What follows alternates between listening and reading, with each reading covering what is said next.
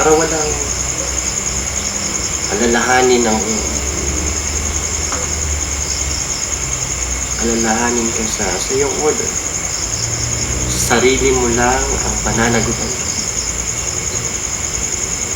I might do that. Maybe. Pero kasi, ang problema ko, Father, naniniwala pa rin ako na malaki ang nagagawa ng order ko, na malaki ang nagagawa ng Madre sa mga tao.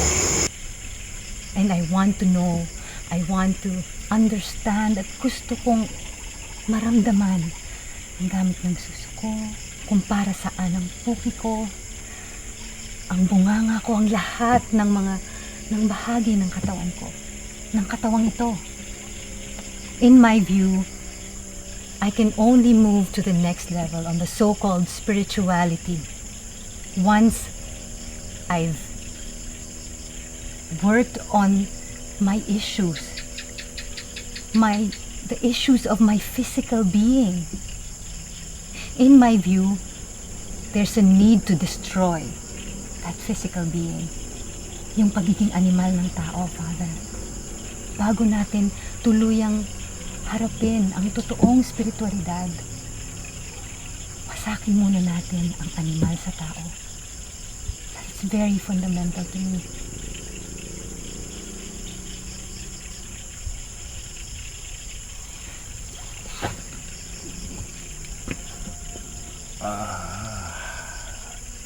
In essence, you are actually destroying yourself.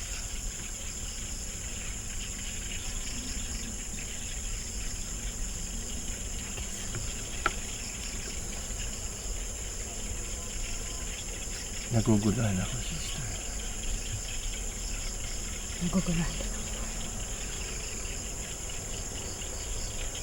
Nasa ibang zone ang dialectics mo. Iba ang investigation mo. I want to stop this discourse here.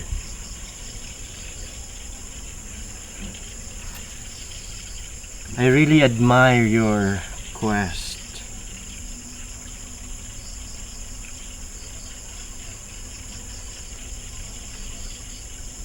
The greatest sinners are the ones who become great saints.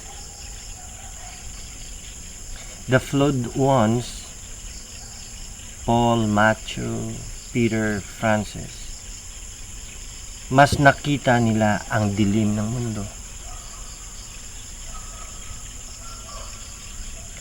I knew a nun in South America. To understand the sufferings of prostitutes,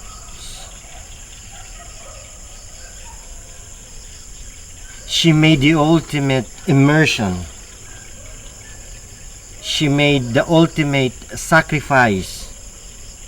She became a prostitute.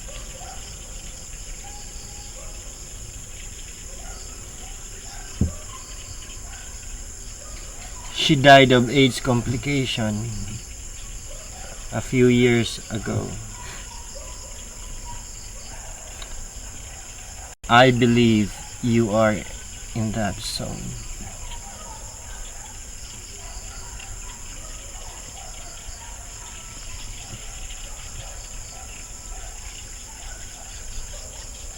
Good luck, Sister Angela.